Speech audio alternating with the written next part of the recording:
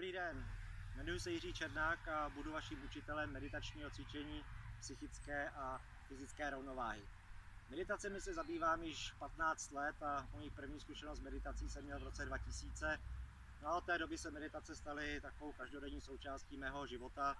Dneska dokážu meditovat téměř na jakémkoliv místě, kde nemusím ničemu věnovat pozornost, třeba na eskalátorech v metru, při jízdě metrem, v tramvaji, v autě, prostě kdekoliv, kde není třeba žádné pozornosti. Meditace a meditační cvičení jsou velice prospěšné jak pro fyzické, tak pro psychické zdraví. Je to cvičení většinou jednoduché a to je to, co se budeme učit na našem novém kurzu. Nejdůležitější na meditaci je schopnost uvolnit tělo a mysl. A nemusíte přitom vůbec sedět v tom lotusovém známém sedu, jako třeba náš Míša. Ale o tom si budeme povídat v dalším videu.